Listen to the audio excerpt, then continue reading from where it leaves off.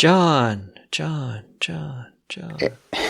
Eric, good evening, I guess, for you. And good bright and early morning for you. Yes, my eyes are still a little bleary, I would say. Either that or I'm getting old. Yes. My screen looks fuzzy.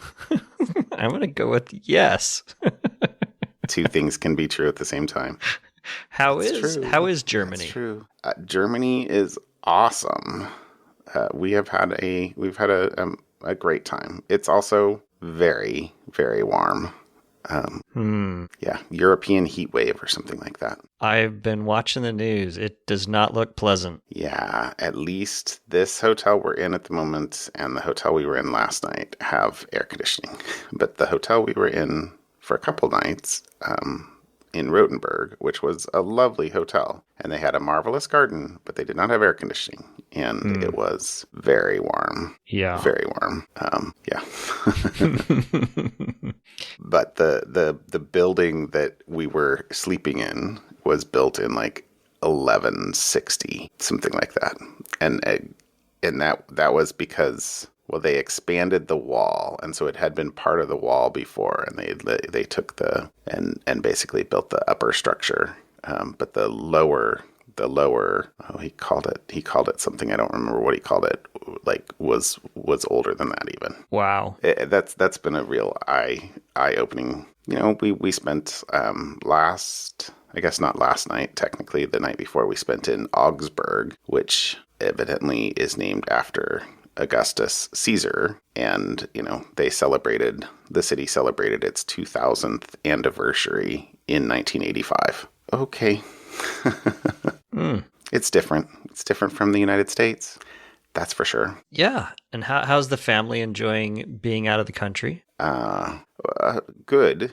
I think the main thing is that, it's not as different or as unusual as you might think. It's a first international trip for my kids. Right. And they're doing good. I don't know. We're having a good time. So today, like literally after we stop recording, I will walk down and pick up our tickets, and we go to Neuschwanstein. Is that how it's pronounced? The big castle. I'm sitting in Fusen, and we drove past it on the way down here yesterday. So we saw it, up on the hill, and holy gracious, it looks extraordinary. So really looking forward to going to that today. And then tomorrow we drive to Luxembourg and back to Paris. Well, fun. We're having a good time. Good. Really good time. How are things back on the home front? I at work we have a system set up where employees can reward other employees, right? Yeah. And it's usually like small cash awards, $5, $10, $20, to say, hey, thank you for, helping me out with that problem or whatever. A great way to get employees to do that, right? Well, if you're like me and forget about this account and then remember at some point and go, oh, I should go see what the balance is there. And then you notice that there's a reasonably decent balance there, and you get excited and you go to Amazon and try to order something completely frivolous. And then the transaction gets denied because they think you're... Oh. They think it's, someone trying to steal it or whatever. So I call the credit card company or the debit card company, I guess this is, and I say, hey, don't deny my thing. I want to purchase this completely frivolous item. And they say, we didn't decline it. Amazon, we show nothing that Amazon hasn't even think. But Amazon sends me an email and has big red letters saying, there's a problem with your payment. Please pick a different payment source. So you're like, no. I'm like, no, please don't do this to me. I want to use this free money. Exactly. I want to use this money on something that I would not spend my own money on. It's night vision goggles, by the way. Oh, I know. I was just thinking I should have used that on that laser engraver. It would be fun. So then I get a hold of Amazon, and finally, after following through whatever the Byzantine structure is, I finally find a human to chat with. And they, of course, tell me, we will solve your problem. And I go and say, well, here's the order number. Why is it declined? And they come back and say, oh, it's not declined. It just needs 24 hours to process. Like, that's not what the website says. That's not what the email that emailed me saying, we can't process your order. With if you big red want to make letters. sure it doesn't get delayed, you need to change your payment. And he's like, I'm sorry, it's an inconvenience to you. I'm like, it's not an inconvenience. You're just telling me that wait 24 hours and everything will be fine. But all other indicators say I'm not going to get it. And I want it before I leave on vacation in a week and a half. Anyways. Oh. So I get frustrated and I just flat out cancel the order. Has it been? Oh, you didn't wait. No, I did not wait. I did not wait my 24 hours. Because then I was reading, because I was Googling around, and apparently this is not trying to use gift cards, gift debit cards, which is equivalent, basically what this is, on Amazon are notorious for being denied. The one thing that Amazon does not deny them for is if you take your gift card and load that directly into cash in your Amazon account. So step 2 this evening was load my Amazon account with the balance from the gift card, and I'm waiting to see if that works. Last I checked, that was still, I'm air quoting here, processing. So this is very much a first world problem. Okay. Not being able to buy frivolous crap on Amazon.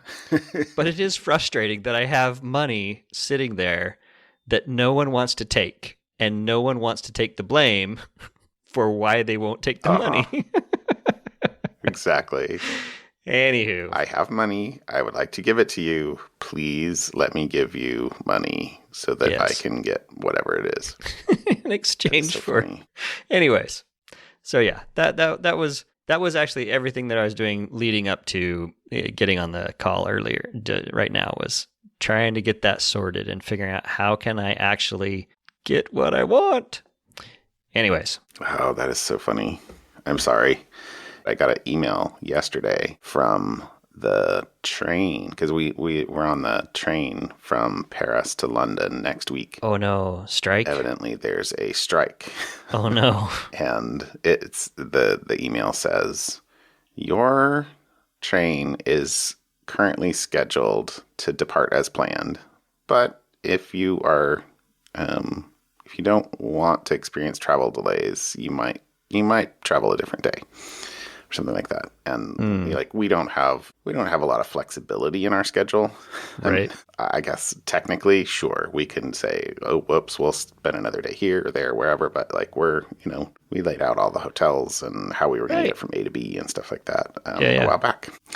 So, okay, fingers crossed. I'll let you know. Actually, it's next Wednesday. We go. So I guess by the time you and I talk next, I'll know whether there was an impact, but we'll see. I'll know whether you're in England or still in France.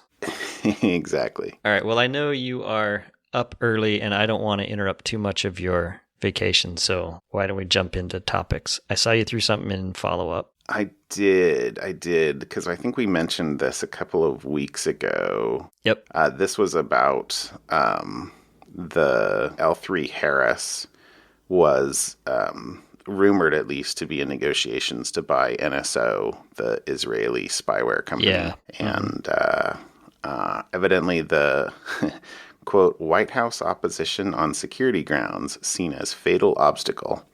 Yes. So evidently so those talks have been abandoned, at least according to this. So we'll throw the link in here, and I think that this is a good outcome, assuming this is the way it stays, and good riddance in my general opinion. All right. Well, that kind of segues into mine. I think I've talked about this before a number of months ago. There is a cybersecurity workforce gap, right? We have a lot more cybersecurity jobs that need to be filled than we have expertise. So this is actually a follow-up, I believe, on President Biden is trying to figure out how to fill the cyber workforce, we'll call it, gap. So on Tuesday, they announced a multi-agency plan to create hundreds of registered apprenticeship programs with the private sector to flesh out national security workforce. So I think this is an interesting idea. Interesting. The government says that they will establish apprenticeship programs with private companies in the cybersecurity industry, and they're hoping to launch it. Like probably by the time anybody hears this, it should have officially launched.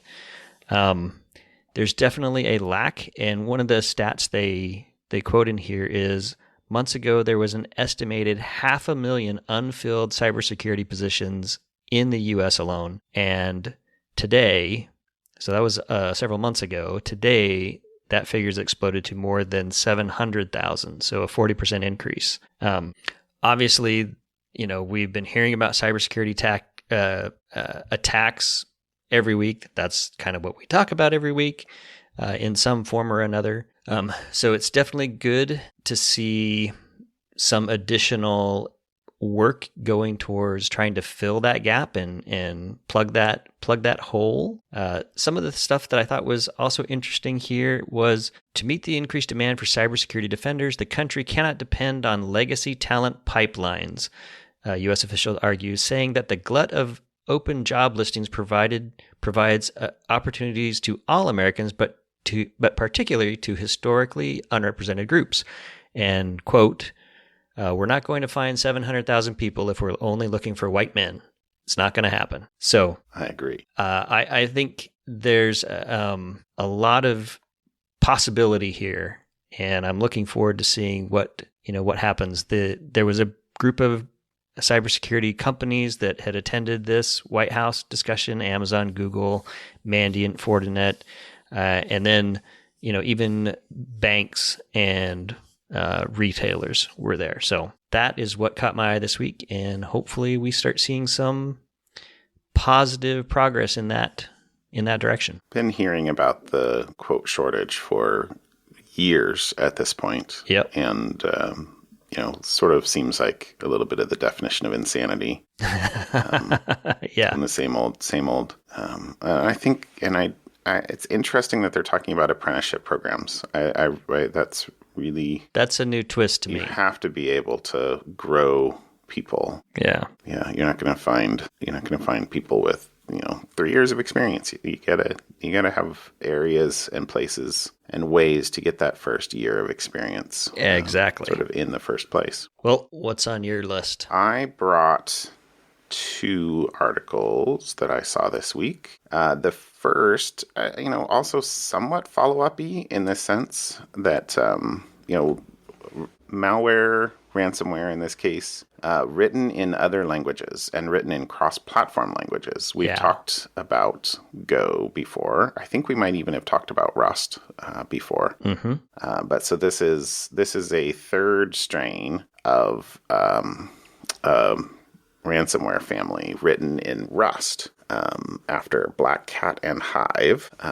So this is called Luna. And, the interesting thing about, sort of non-traditional programming languages, I guess a couple interesting things. The first of which is that, it requires different detection techniques, and most traditional, I'll say, AV doesn't detect well for malware written in Go or Rust. And the second interesting thing is that, they're write once, run multiple places. They're actively targeting Linux, Windows, obviously, but then Linux and ESX systems. So, being able to encrypt the virtual infrastructure, I haven't looked closely at that. I mean, part of the value of virtual infrastructure for an IT organization is the ability to snapshot and roll back to snapshots. But, oftentimes you'll have mounted drives and disk systems that should be backed up, obviously, but aren't, they're stored externally from the actual VM So, Right. and they'll be it'll be mounted to a virtual machine of some sort. Anyway, there's a couple quotes in here I pulled out. The first is, Luna confirms the trend for cross-platform ransomware. The researchers stated, adding how the platform-agnostic nature of languages like Golang and Rust are giving the operators the ability to target and attack at scale and evade static analysis. And the second thing is that, quote, Luna is far from the only ransomware to set its eyes on ESXi systems, what with another nascent ransomware family known as Black Basta, undergoing an update last month to include a Linux variant. Black Basta is also notable for starting up a Windows system in safe mode before encryption to take advantage of the fact that third-party endpoint detection solutions may not start booting the operating system. Right. May not start after the operating system boots in safe mode. This enables the ransomware to go undetected and easily lock the desired files. Sneaky, sneaky. Yeah, exactly. It's just one of the things that I've had to keep my eye on, or have been keeping my eye on, about detection of cross-language, cross-platform language, platform-agnostic language-based threats. Mm-hmm.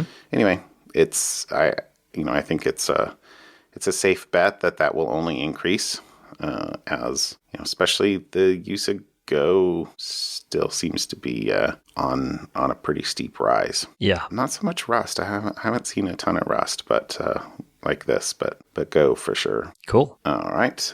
And the second one, the second one I got was a TechCrunch article about, and I'm sure we talked about this another data breach that happened a few months ago about the medical imaging company.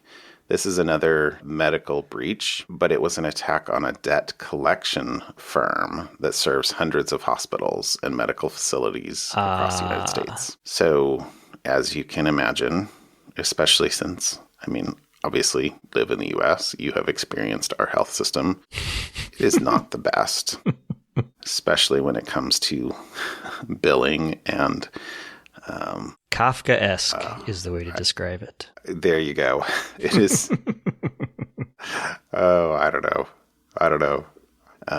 But so they, hospitals. One more. I'm sure that you've done the same thing. Like, I know, you go to the hospital for something, either whether it's a procedure or an emergency, anything. You get like 4 bills, and you got to wait until you make sure you got the healthcare has provided, or the insurance company has responded, and once you have the explanation of benefits, you figure out what do you actually owe, and it's a pain. So lots of hospitals offload their servicing late bills to debt collection firms. And so in this particular one, I think it said it was more than 650 healthcare providers were affected by this attack. Ouch. So this is a Colorado-based PFC, which stands for Professional Finance Company, supposedly contracts with, quote, thousands of organizations to process customer and patient unpaid bills and outstanding balances. And they disclosed on July 1st that they had been hit by a ransomware months earlier in February. So it took them 4 months to disclose. So PFC said in its data breach notice that more than 650 healthcare providers, this is a quote here, are affected by its ransomware attack, adding that the attackers took patient names, addresses, outstanding balance, and information related to their account. PFC said that in some cases, date of birth, social security numbers, health insurance, and medical treatment information were also taken. Why does the debt collection agency have some of those details? That would be a good question. Questions that were asked. We'll end with that probably. They did not talk about in their notice what or how many people were affected, but it says that in a separate filing with the U.S. Department of Health and Human Services, PFC confirmed that more than 1.91 million patients were affected, or patients' data were affected. Yeah. So that's why it was second in size to the data breach at Shields Health that was the medical imaging company that had estimated 2 million patients. Right. Data taken. I don't know. This wasn't account stuff. I don't think that I haven't seen anything that any of this data was loaded into Have I Been Pwned, for example. And it doesn't mention email here as one of the things. So anyway, it'd be nice to know if we were affected, but I don't know of a way to verify that at this point. But the last factoid I was going to pull out of this though was that there's a quote that said the PFC chief executive Michael Shoup did not respond to our email asking for information. Instead, the company's general counsel, Nick Prola, reiterated its boilerplate statement in an email, but declined to answer our specific questions, including why it took the company 4 months to notify affected healthcare providers and whether the stolen data was encrypted. You think if they had good answers for that, they'd want to make sure people knew. Not a stellar example of transparency. No. All right. How about something fun? What'd you bring me tonight? My something fun is both scary and super cool. I'm reading your notes. So the title of the article is Scientists Hack Fly Brains to Make Them Remote Controlled. What? So researchers at Rice University have basically figured out how to hack into the brains of fruit flies to make them do something, right? And so what they basically did, they genetically engineered some fruit flies. So these are not just caught outside fruit flies to express a certain heat-sensitive ion channel in some of their neurons. And so when that channel senses heat, it would activate that neuron. And in this case, the neuron caused the fly to spread its wings, which is a gesture they often use during mating. So I'm kind of paraphrasing through the article here. So that heat trigger comes from the form of iron oxide nanoparticles injected into the insect's brains. And so when a magnetic field is switched on nearby, those particles heat up, cause the neurons to fire, and the fly will spread its wings out. And so they were able to, turning the magnet on and off, you can see them making the fruit fly spread their wings and, kind of thing, right? It's not close because, they had to turn it on and then the flies would react within about a half a second. So it's not, it's interesting, but it's not, all right, we're steps away from somebody inserting something in my brain. The first minor. We're still quite a ways from Manchurian candidate, implants in your head kind of thing. But I thought it was kind of cool. Wow. They're able to actually stimulate neurons in a fly's brain, which was interesting. I didn't know flies had brains. Okay. But anyways, DARPA is the one who funds the project. So it's a DARPA-funded project, and ultimately, DARPA wants it to develop a headset to read the neural activity of someone's brain and then write it to another brain, basically transferring the thoughts between people, right? That's what they want. They want ESP. So that's what DARPA is doing. Yep, that's a quote from the article, so who knows how accurate that is. But there's a video you can watch on it. It's actually kind of fun. Anyway, so there's my something fun for this week is remote-controlled flies. All right. That is definitely a clickbaity article. It is. For the, or a title for the actual experiment. Yes, it is. All right. Okay. But still good. Still good. Yeah. Wow. Science is fun. Okay. Science is fun. Science is real. Yeah. Okay. Sorry, that's actually a They Might Be Giants song quote. My something fun is going to be a place we got to visit. I did click on the Wikipedia link you sent. This looks cool. Oh, good. Yeah. So this is, and I'm going to mispronounce the name of the city. I'm sorry. I've always thought it was Reims, but I heard it pronounced more Reims. Reims Cathedral.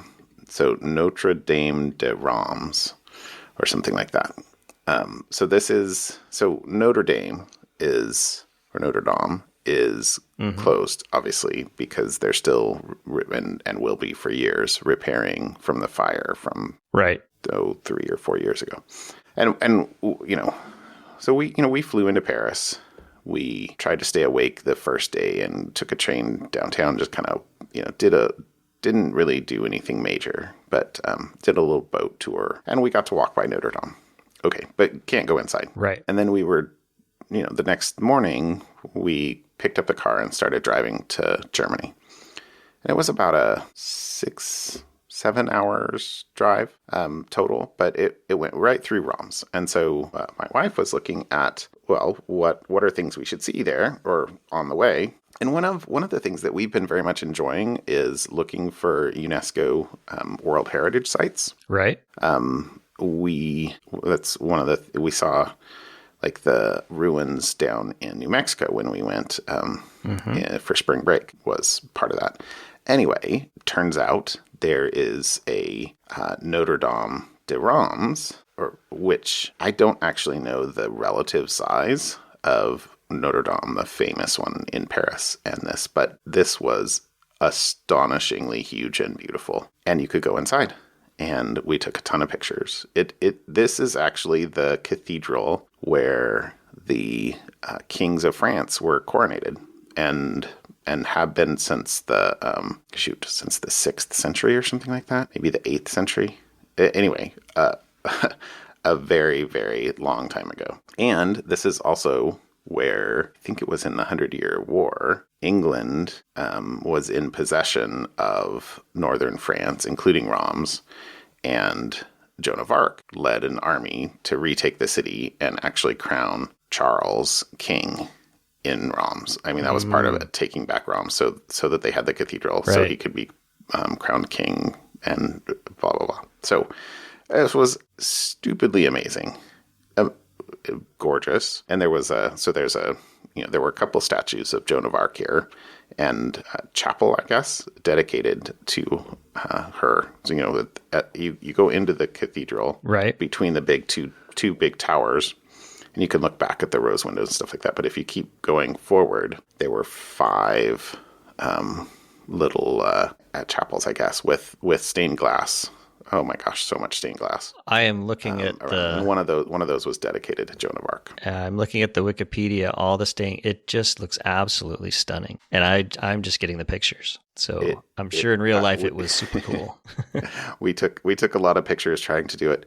And yeah, it was my wife was like, that's the most beautiful thing I've ever seen in my life. And it was truly, truly amazing. So anyway, that was my something fun this week. That's probably the coolest thing we've visited so far. And we've seen a number of cathedrals, actually. It's kind of been a theme. And actually last night, one of the fun things that happened was we walk into a cathedral down here, and it's a quarter the size, much smaller, right? Still beautiful, obviously, and but there was somebody clearly practicing on the pipe organ. There was a sign that said you can come listen to the pipe organ on Wednesdays at 11:30. It was not Wednesday at 11:30, but somebody was playing, and so we got to sit and listen, which is really cool because you go in and you see all these huge pipe organs. Yeah. And we had just said not too long before, it's too bad we can't actually hear some of these. Well, super cool. Anyway, there we go. It's something fun. We'll put the Wikipedia link in here. Yeah. And the history in here goes back to the 5th century. It's crazy. It's amazing stuff. It's very cool. All right, my friend. Well, enjoy your day and the rest of your week, and don't think about work, and don't think about the podcast. Just go enjoy family time in Europe. I had to turn off the alarms on my watch and phone. The first day or two, I still had them on, and it was still buzzing me every few minutes. And I was like, okay, yep, we're going to go turn those off. Well done. Sounds good, Eric. You have a good rest of your week. I will talk to you next week. I'll talk to you later. All right. Okay. Bye. Bye.